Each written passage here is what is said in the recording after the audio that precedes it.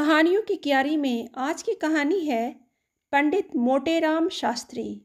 इसके लेखक हैं मुंशी प्रेमचंद। पंडित मोटेराम शास्त्री को कौन नहीं जानता। आप अधिकारियों का रुख देखकर काम करते हैं। स्वदेशी आंदोलनों के दिनों में उसने उस आंदोलन का खूब विरोध किया था। स्वराज्य आंदोलन के दिनों में भी अपने अधिकारियों से राजभक्ति की सनद हासिल की थी। मगर जब इतनी उछल कूद कर उनकी तकदीर की मीठी नींद न टूटी और अध्यापन कार्य से पिंड न छूटा, तो अंत में अपनी एक नई तदबीर सोची। घर जाकर धर्मपत्नी जी से बोले, इन बूढ़े तोतों को रटाते रटाते मेरी खोपड़ी पच्ची हुई जाती है। इतने दिनों विद्या दान देने का क्या फल मिला जो और आगे कुछ मिलने की आशा करूं। धर्मपत्नी ने चिंतित होकर कहा, भोजनों का भी तो कोई सहारा चाहिए। मोटेराम, तुम्हें जब देखो पेट की ही फिक्र पड़ी रहती है। कोई ऐसा बिरला ही दिन जाता होगा कि निमंत्रण न मिलते हों, और चाहे कोई निंदा करे पर मैं परोसा लिए बिना नहीं आता हूँ। आज ही सब यजमान मरे जाते हैं, मगर जन्म भर पेट ही जी लिया तो क्या किया। संसार का कुछ सुख भी तो भोगना चाहिए।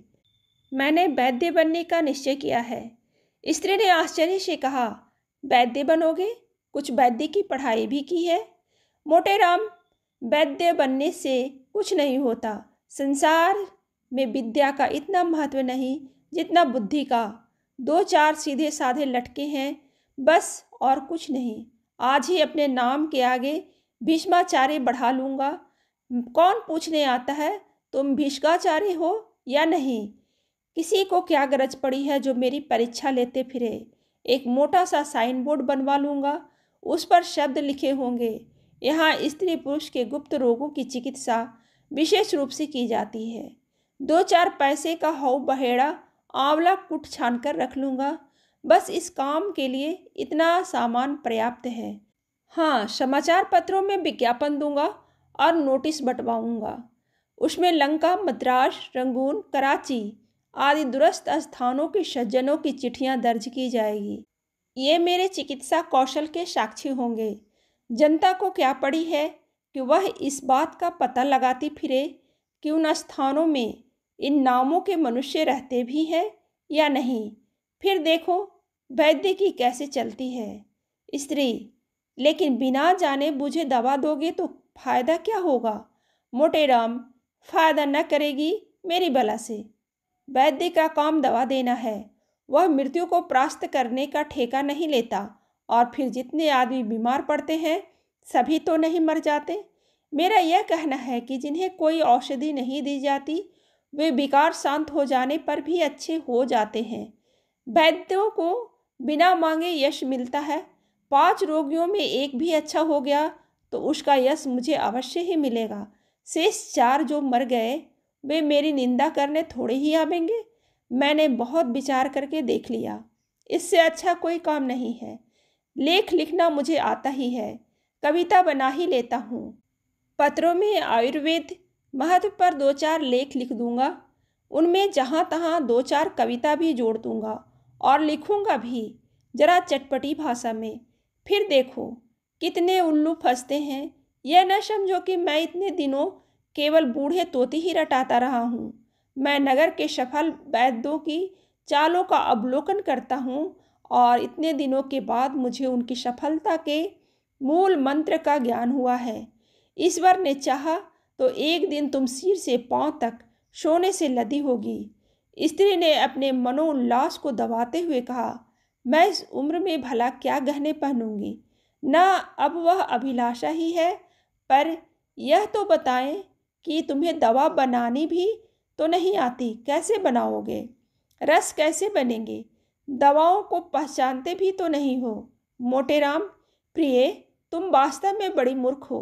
अरे वैद्यों के लिए इन बातों में से एक भी आवश्यकता नहीं। वैद्य की चुटकी की राखी रस है, भस्म है रसायन। बस आवश्यकता है कुछ ठाट बाट की। एक बड़ा सा कमरा चाहिए, उसमें एक दरी हो, ताकों पर 10-5 शीशियाँ बोतल हो। इसके सिवा और कोई चीज़ दरकार नहीं। और सब कुछ बुद्धि आप ही आप कर लेती है। मेरे साहित्य मिश्रित लेखों का बड़ा प्रभाव पड़ेगा, तुम देख लेना। अलंकारों का मुझे कितना ज्ञान है यह तो तुम जानती ही हो। आज इस भूमंडल पर मुझे ऐसा कोई नहीं दिखता जो अलंकारों के विषय में मुझसे पेश आ सके। आखिर इतने दिनों घास तो नहीं खोदी है। 10-5 आदमी तो कवि चर्चा के नाते ही मेरे यहाँ आया जाया करेंगे। बस वही मेरे दल्ला होंगे, उन्हीं के मार्फत मेरे पास रोगी आवेंगे। मैं आयुर्वेद ज्ञान के बल पर नहीं, न्याय का ज्ञान के बल पर धड़ल्ले से वैद्यक करूँगा। तुम देखती तो जाओ।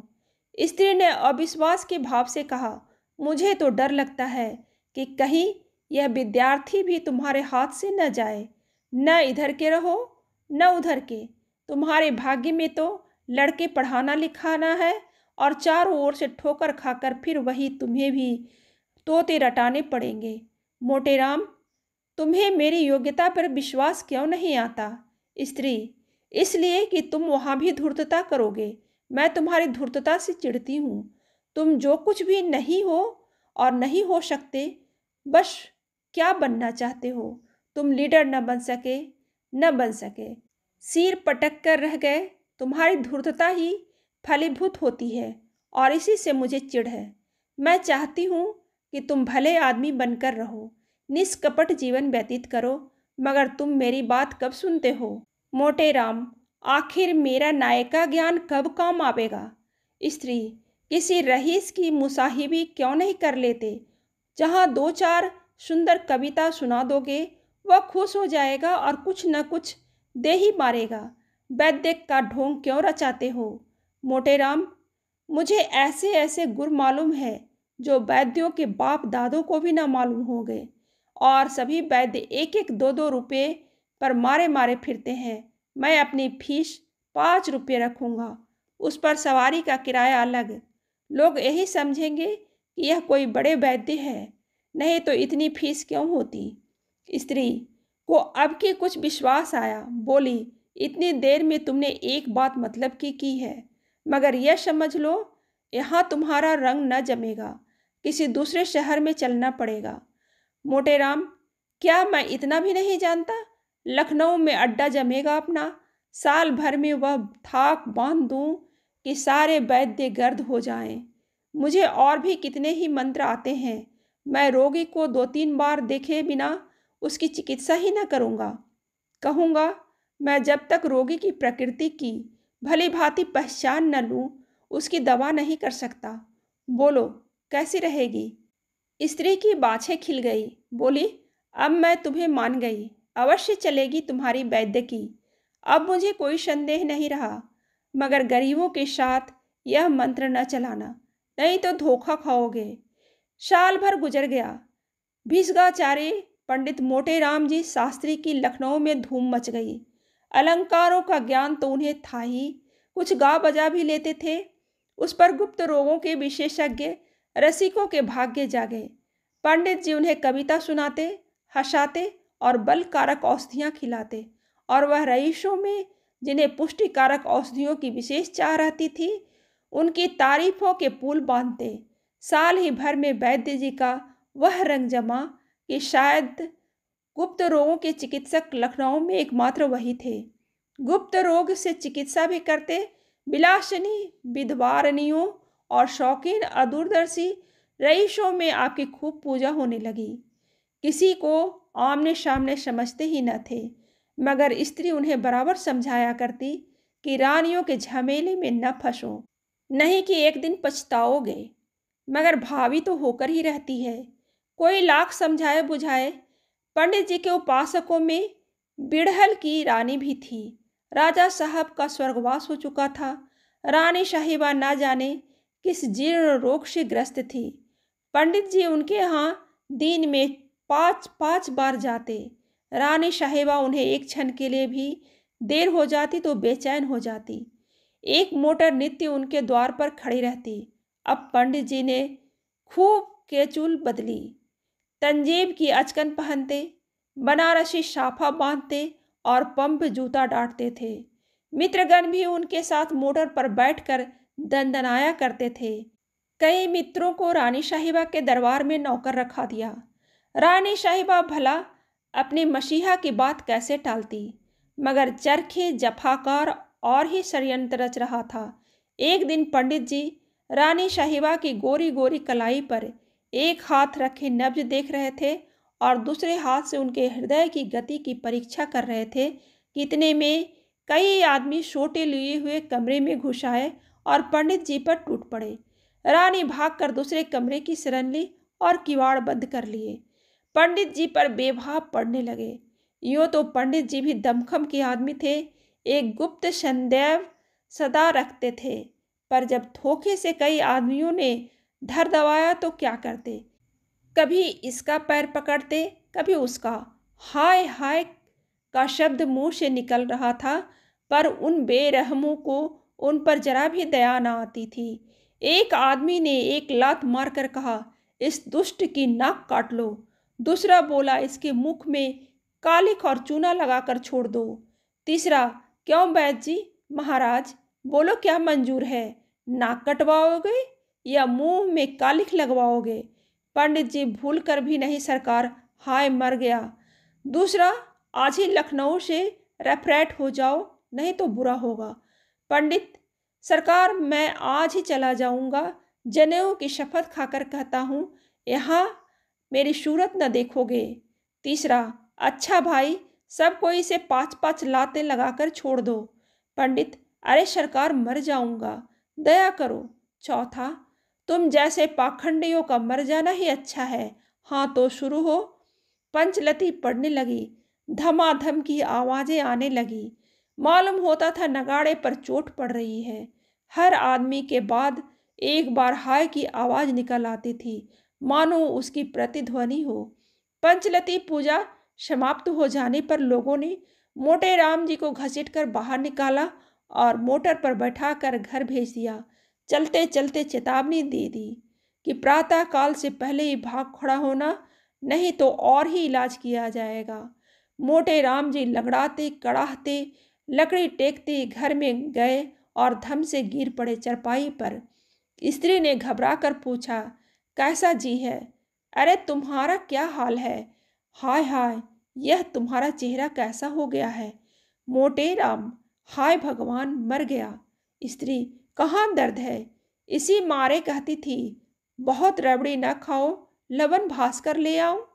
मोटे राम, हाय दुष्टों ने मार डाला, उसी चंडालिनी के कारण मेरी दुर्गति हुई। मारते मारते सबों ने भुरकुश निकाल दिया। स्त्री, तो यह कहो कि पीट कर आए हो? हाँ पीटे हो, अच्छा हुआ। हो तुम लातों की ही देवता। कहती थी कि रानी के यहाँ मत आया जाया करो, मगर तुम कब सुनते थे? मोटे राम, हाय हाय, रान तुम्हें भी इसी दम कोसने की सूझी? मेरा तो बुरा हाल है और तू कोस रही है। किसी से कह दे ठेला बेला लावे, रातों रात लखनऊ से भाग जाना है, नहीं तो सवेरे प्राण न बचेंगे। स्त्री, नहीं अभी तुम्हारा पेट नहीं भरा, अभी कुछ दिन और यहाँ की हवा खाओ। कैसे मज़े से लड़के पढ़ाते थे, हाँ नहीं तो वैद्य बनने की सूझी, बहुत अच्छा हुआ। अब उम्र भर न भूलोगी रानी कहाँ थी कि तुम पिटते रहे और उसने तुम्हारी रक्षा न की। मोटे राम, हाय हाय, वह चुड़ैल तो भाग गई उसी के कारण। क्या जानता था यह हाल होगा, नहीं तो उसकी चिकित्सा ही क्यों करता। स्त्री, हो तुम तकदीर के खोटे, कैसी वैद्य की चल गई थी, मगर तुम्हारे करतूतों ने सत्यानाश कर दिया। आखिर फिर वही पढ़ौनी करनी पड़ी। हो तकदीर के खोटे। प्रातःकाल मोटे राम जी के द्वार पर ठेला खड़ा था और उस पर असबाब लद रहा था। मित्रों में एक भी नजर न आता था। पंडित जी पड़े कराह रहे थे और स्त्री सामान लदवा रही थी।